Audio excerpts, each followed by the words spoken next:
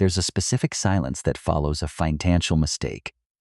The moment after you realize the number is wrong, the transfer that shouldn't have gone out, the investment that just lost a third of its value, the job you left for the company that folded. In that silence, two different people are doing two completely different calculations. One of them is asking a practical question: what's the cleanup cost? The other is asking a survival question: what does this trigger? Same dollar amount. Two entirely different experiences of it. In the next 20 minutes, I'm going to prove that the difference between those two people was never intelligence, never discipline, and never the quality of their decisions. It's a property of their financial structure that almost no one measures, and that the system prices very, very carefully.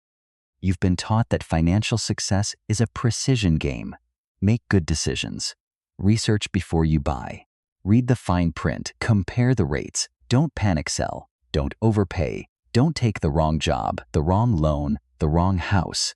The entire architecture of personal finance content, the books, the courses, the calculators, is built on a single premise: outcomes are determined by decision quality. Be right more often than you're wrong, and you win. And this belief feels earned because you've watched it play out. You know someone who bought at the top of the market and someone who bought at the bottom.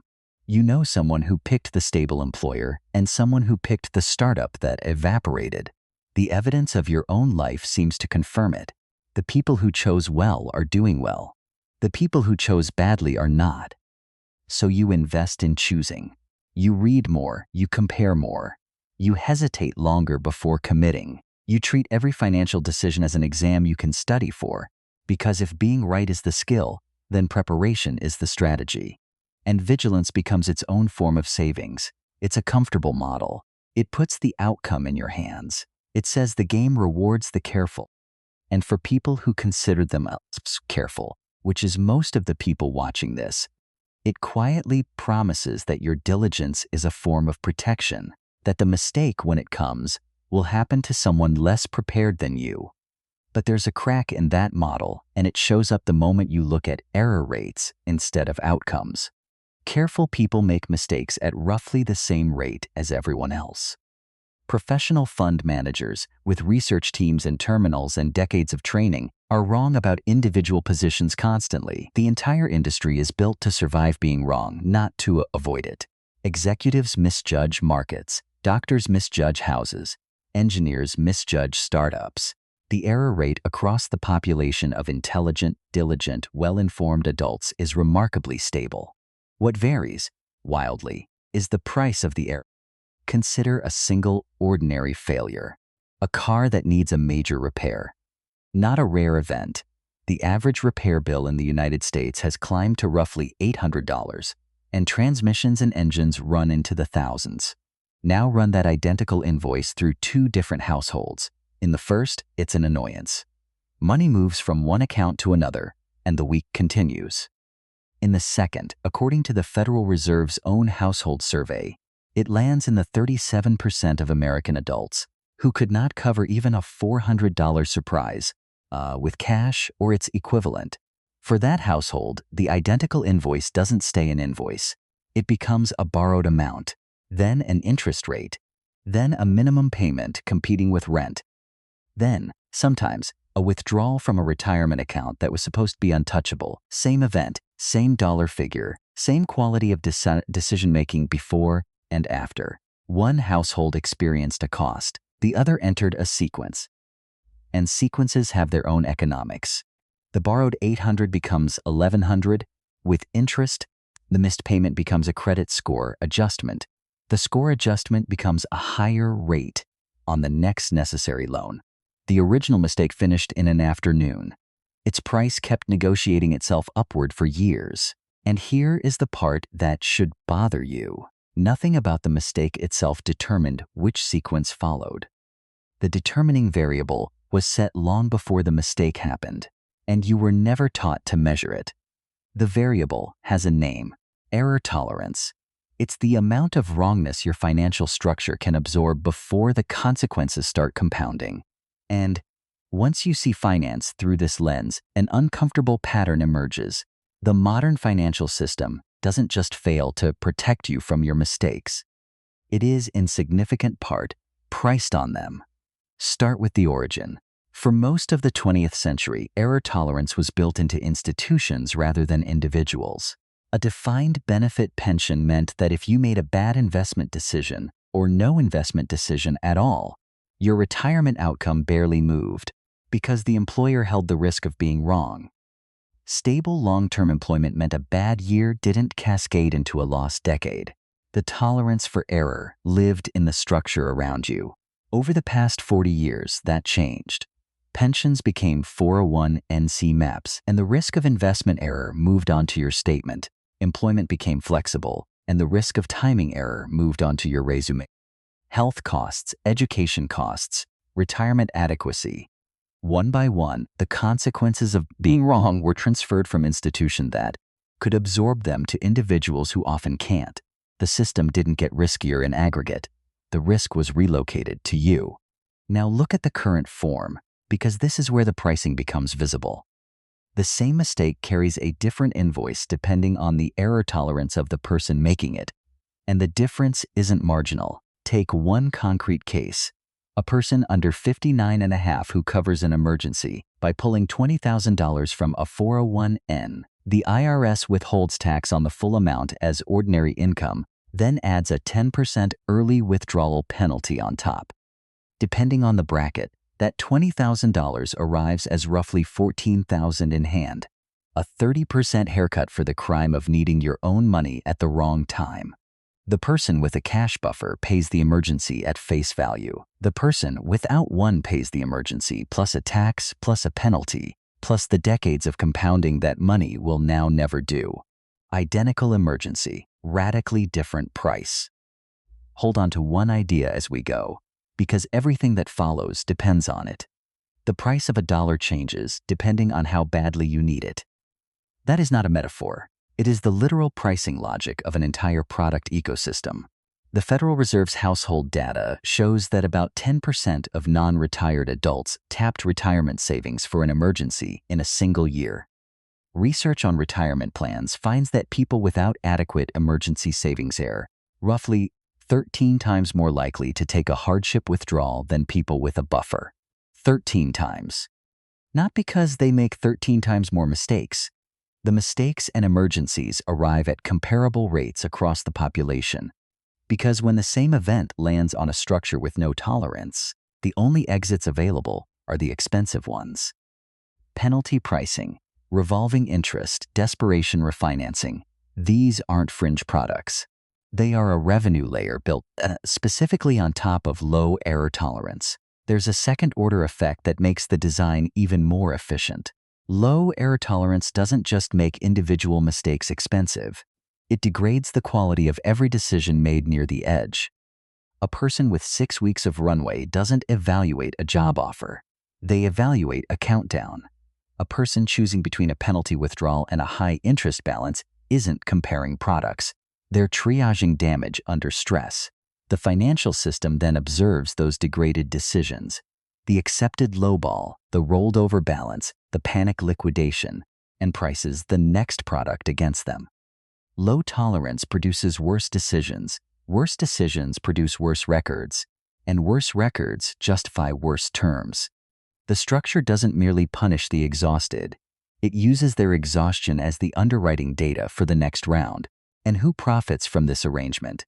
Follow the incentive structure, not the villainy. Lenders earn more from a borrower who converts a one-time mistake into a multi-year balance than from one who absorbs it in cash. Penalty and fee structures, early withdrawal penalties, late fees, deferred interest triggers, generate revenue precisely at the moment a customer's tolerance runs out.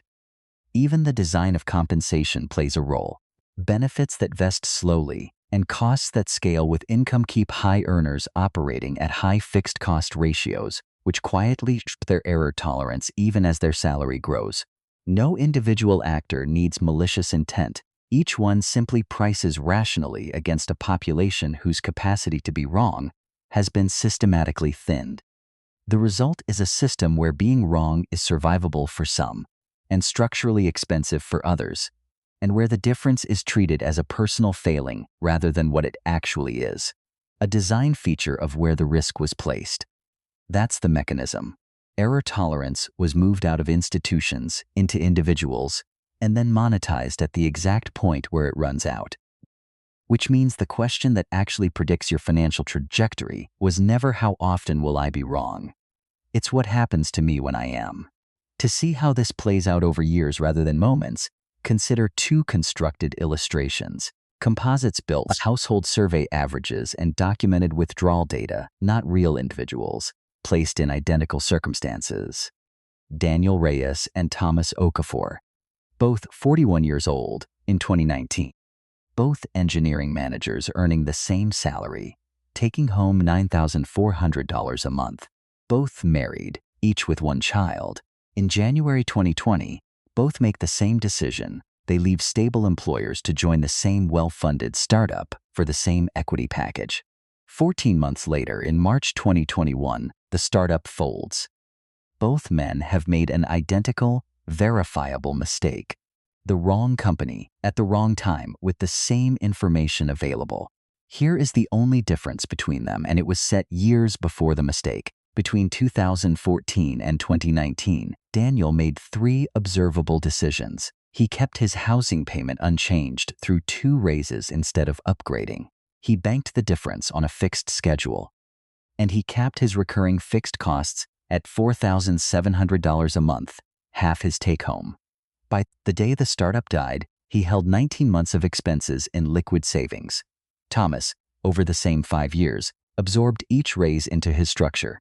A larger house in 2016, 2 financed vehicles, private school from 2018. His fixed costs stood at $8,100 a month, 86% of take-home, with about 6 weeks of expenses in cash. Not because he was careless. Every individual commitment was reasonable, defensible, normal. Now run the same mistake through both structures. Thomas's emotional state in April 2021 is compressed urgency. The search has a countdown clock attached. He takes the first credible offer, 5 weeks in, at $18,000 below his previous salary, because week 7 is when the structure starts missing payments. To bridge the gap and cover the relocation, he withdraws $32,000 from his 401(n). After ordinary income tax and the 10% penalty, roughly $21,000 of it actually reaches his account.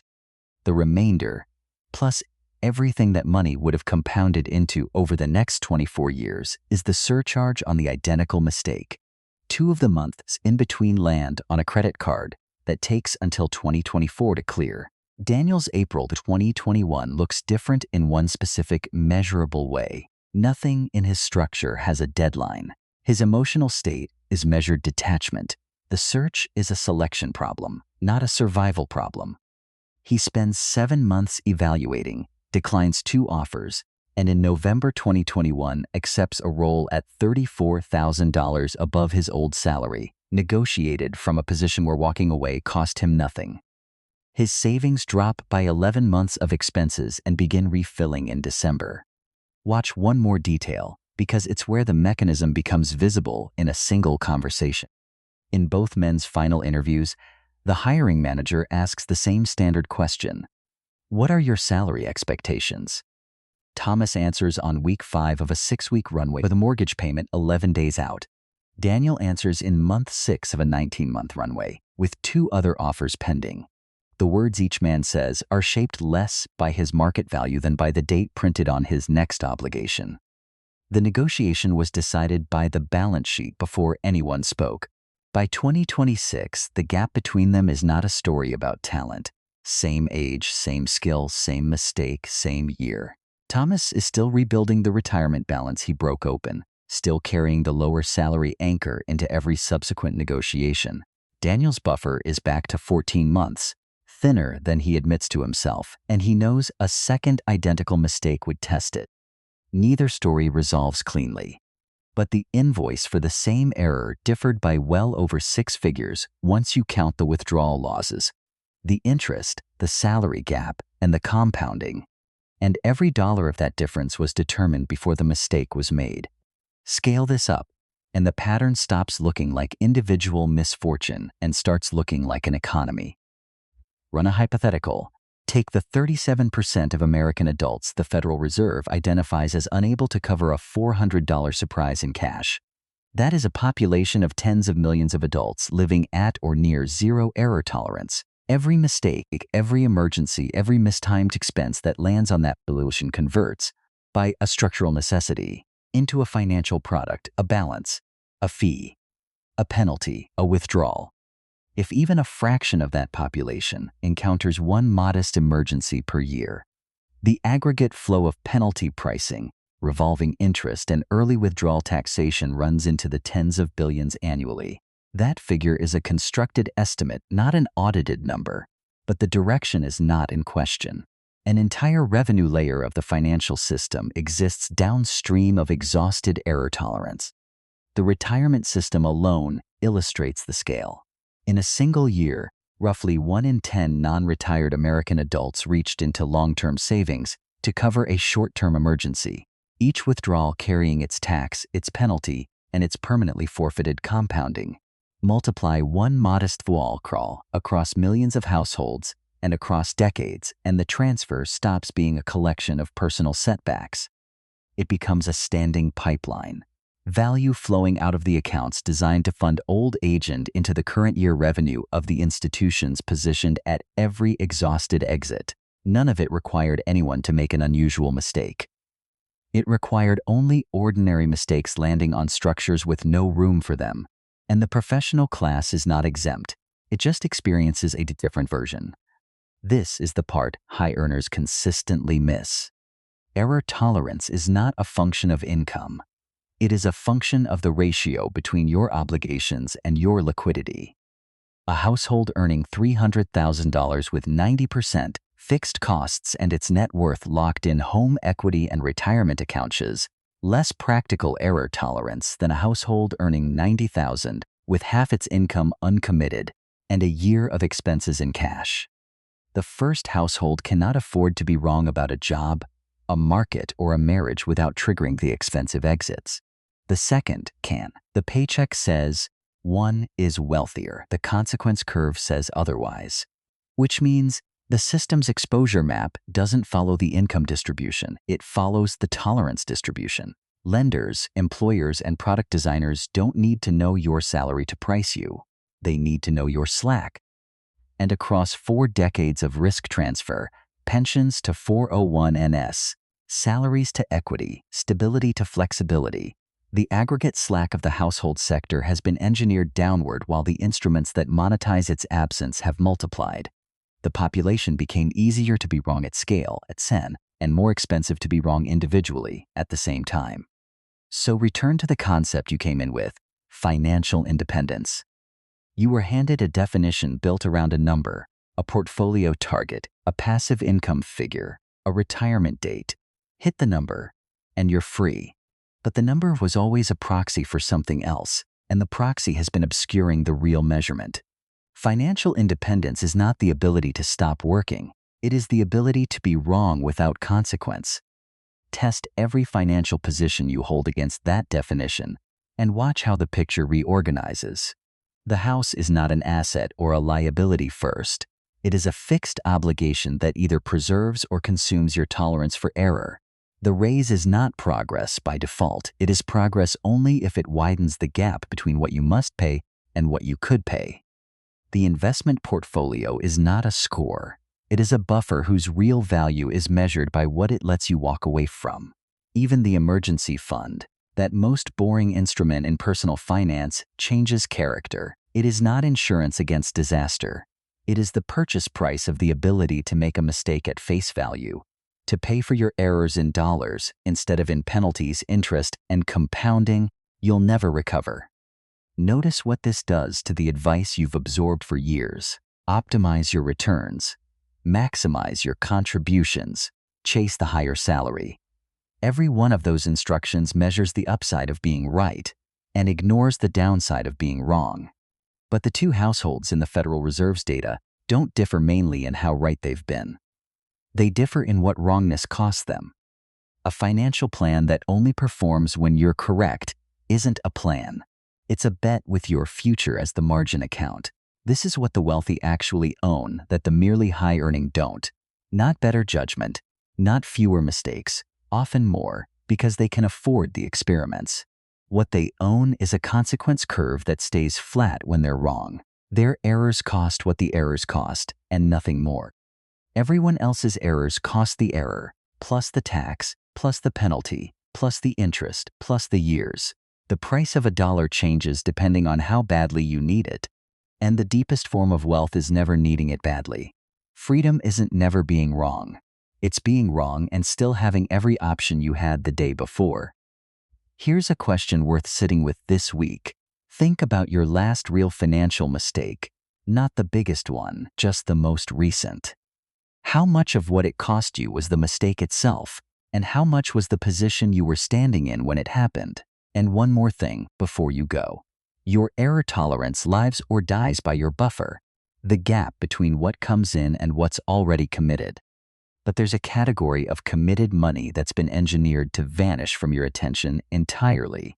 You're paying it right now. You approved it once, and you haven't truly seen it since. Next time, we look at the costs that were designed to disappear,